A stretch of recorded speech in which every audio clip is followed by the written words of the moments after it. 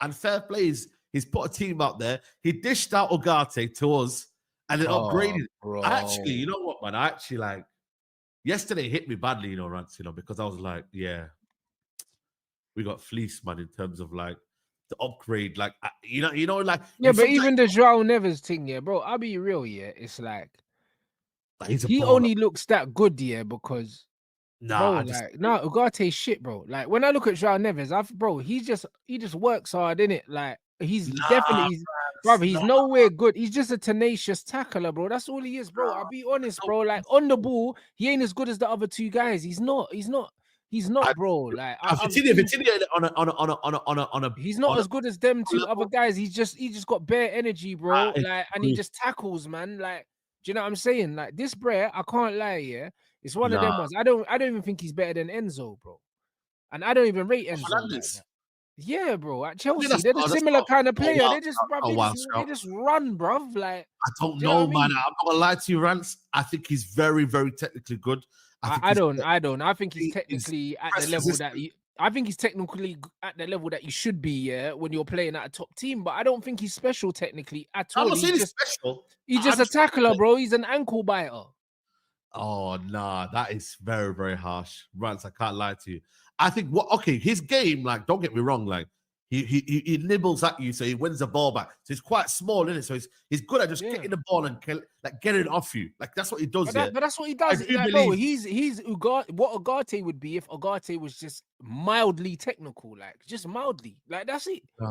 He does what Ugarte does. He's just better on the ball, but he's not a special footballer. There's nothing special about it. He just wins the ball, passes it 5 yards. That's it.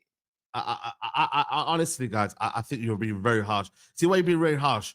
Ugarte, when you press him, it ain't gonna do what Neves does. Neves can drop a shoulder. Yeah, but that's the point. I'm talking about being technically competent, bro. When he receives the ball, I'm not saying he's not amazing. Dropping a shoulder, and being press resistant is not, bro. That's the base. That's the base level for most fucking midfielders. Like you're a professional.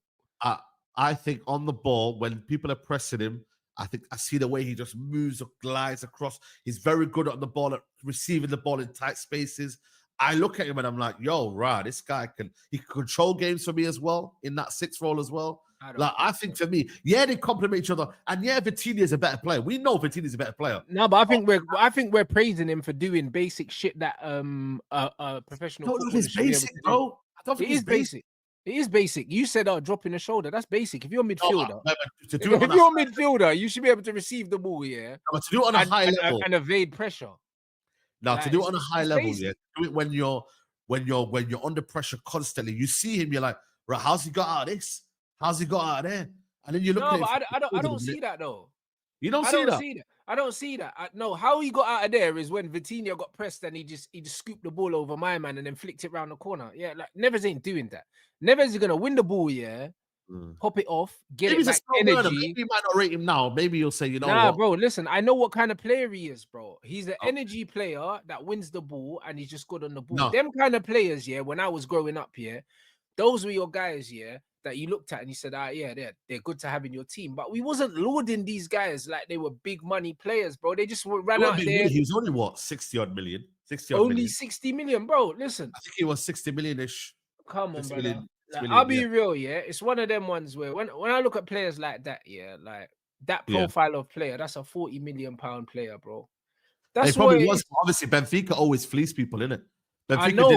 I know, but what I'm saying is people are overcooking it, bro. Do you know what I mean? Because he does a similar job to what someone like an Edison would do, and like just win the ball. And I'm not looking at Edison saying he's fucking unbelievable. And Edison's a great ball winner as well, but there's a lot of parts of Edison's game, that I'm not putting him in the same convo as the Vitinhas and stuff like that. I think Edison's better than him. He's on his own level, isn't it? Vitinha's on his own level. I just think people are gassing Neves more, because of the teams he's been linked with and the midfield he's playing in. I think he's a good player, but you think he's being carried? What are you trying to say? I'm not saying he's being carried, but what I'm saying is, out of the 3 of them, he's the only one that doesn't really have a profile. You know them ones? Because if you look at Vitinha, he's the one that controls the tempo, puts his foot on the ball. Fabian's the guy that cleans up. And then he's just the guy that's in the middle, just destroying, like just running around. He does the Ugarte thing, but he just does it with more tech. I still believe it's an important cog in the team, though, for the way that midfield works, though. And the great thing I like about it is that they really don't have okay, Vitinha has maybe a great sense of purpose, but I still think the three work so good because of the way they are. So then you win the ball maybe with. Yeah, the balance is perfect. The balance is perfect. It's the best balanced midfield in Europe. I've said this already, like many times. Yeah, but that's why I think sometimes, with Ugarte, maybe we're a bit harsh on him because we didn't bring the balance with him. No, fuck the balance, bro. No, hold on a minute. If we did, hold on a minute. Now on the Rants, we have to be fair. If we bought Sander Berge alongside Ugarte, would Ugarte look better? Yes or no? Yeah, but we'd still be saying, yo, get Ugarte out here. Let's get another baller next to him. I don't think we would be as harsh because we would have a guy next to him that was competent on the ball. So we wouldn't see as many flaws in Ugarte's game. It maybe would have been him. We would see it, Saeed, because when we're chasing the game, we still say, get this guy off. What's he doing? Don't get me wrong. We want to say he's like amazing and whatnot. But I'm saying to you, his game, for what he's trying to do and what he's been told to do, when you have a Sander Berge alongside him, I just think for me, it kind of takes away that pressure. So then you've got Sander Berge dictating the game, Sander Berge collecting the ball from deep, Sander Berge doing this. You get me? Like Sander Berge is the one that's the main midfielder. But here's the caveat to that. If you're playing in a team that's going to have the majority of possession, look at PSG yesterday. They had about 70% of the ball for most of the game, But we're not possession team anyway. But but we're supposed to be, because when you look at the manager's, I'm not seeing that. You look at the manager's possession stats. He talks about how much of the ball we have. So if you're a team that has the majority of the ball, you don't need a player like Ugarte. A player like Ugarte is better for a team like Forest that average 40% of the ball. Yeah, but that's why they got rid of him, though. Precisely. And that's why they brought in Neves. But this is my point. With Neves, you're not going to lose the ball. This is what I mean. Like, with Neves, that's why I think he was brought in, because Ugarte wasn't good enough to keep the ball as much. And under pressure, you got to understand that why they brought him in was like, you know what? Okay, cool. Ugarte doesn't fit now. We've got Neves in here. He'll complement what we have better. And Ugarte right now, he don't complement nothing. Because let's be honest, his job wasn't to come in and be this brilliant midfielder on the ball. Like, we misprofiled him in that aspect, and we didn't bring alongside him to kind of almost take that pressure away. Because we've seen it with other players in certain teams. You're like, hold on a minute. That player there, because if I look at Rice here, if Rice is on his own in midfield, I don't think it works. If you put him next to Partey's a bit more competent on the ball. But that's why Partey and Rice works. And that's why, and that is also why Jorginho and Rice works, because Jorginho's the first. Yeah, Jorginho's the one. Rice can't be the first phase guy. Yes, you're right.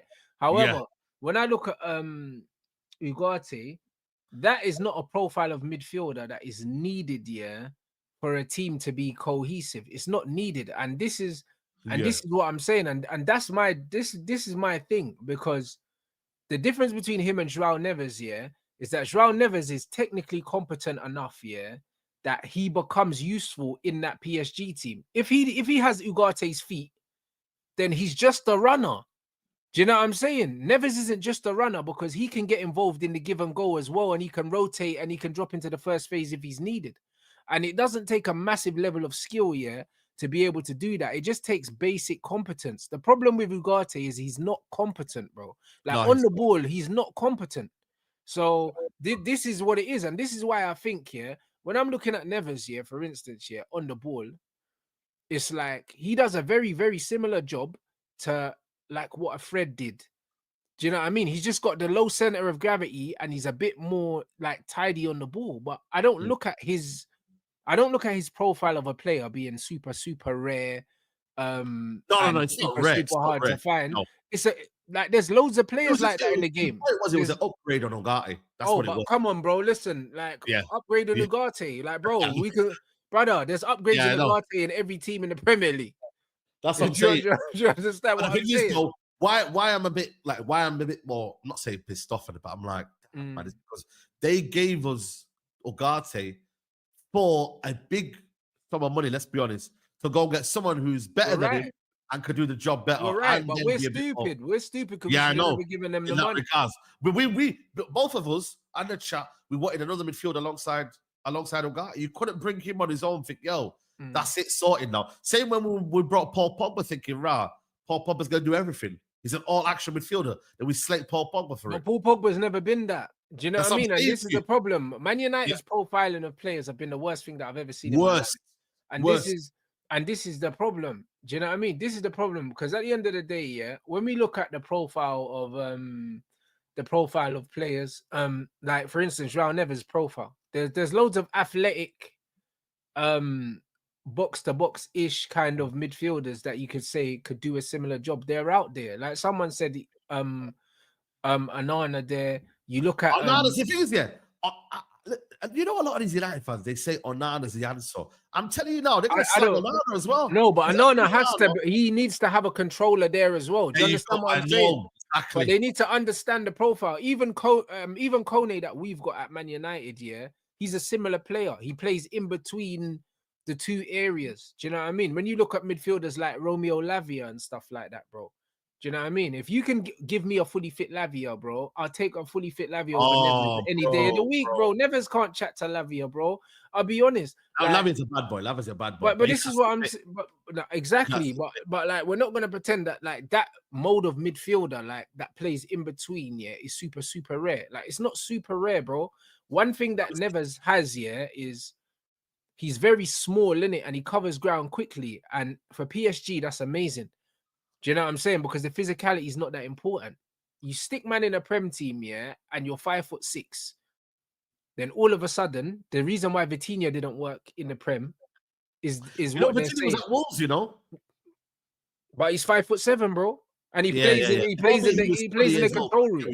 Yeah, but it's not an age thing, because he hasn't improved in his ability. It's because of his stature. The Premier League's not the same as everywhere else. Do you know what I mean? So you need to put these guys in the system. Also, the Premier League don't have a sense of pride on the ball as well. It's all about physicality.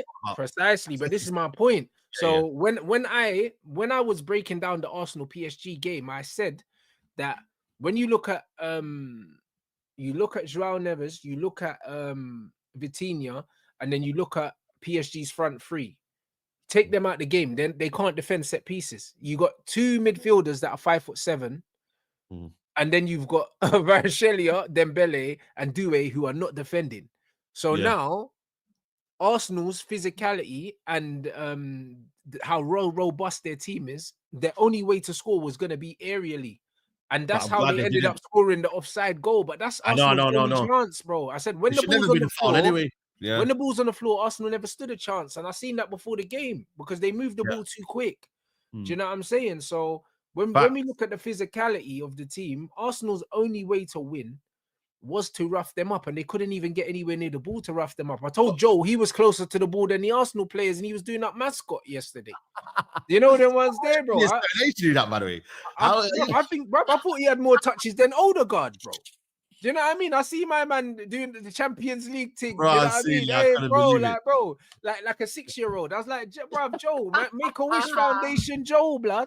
Bro, you know that's crazy. Bro, it's unbelievable. They had him as a mascot, bro, at the game. I was like, fucking hell. You know what I mean? Arsenal did everything. Them man were cutting promos before the game. I'm starting to see, bro, Arteta doing face-to-camera edits and that. Bro, they cut the most promos, you know. Them man had Joe doing up Ball Boy yesterday, a big age Joe, you know. Hey. Even in Tifo, that was embarrassing, Tifo, mate. Come on, bro. Real talk, though. What is it with us, man, with these Tifos, man? Even United's one was dead as well, man. Like, bro, get a good Tifo, man. Flipping out, bro. What the hell was that Tifo? Just a cannon, basically. That's all it was. It's a cannon, basically. I was like, bro, that ain't gonna strike. You're supposed to strike fear into. When you see a Tifo, you look up, you're thinking, shit. You see what Copenhagen? What did they have on there? What I forgot. Welcome to Hell or something like that. They had, I think. Yeah, I remember the Welcome to Hell thing. I thought that was like that. You're like, shit. Like, even as a fan, you kind of lose your little bit of mojo and that you had, bro. And I'm like, bro, you gotta do something, bro.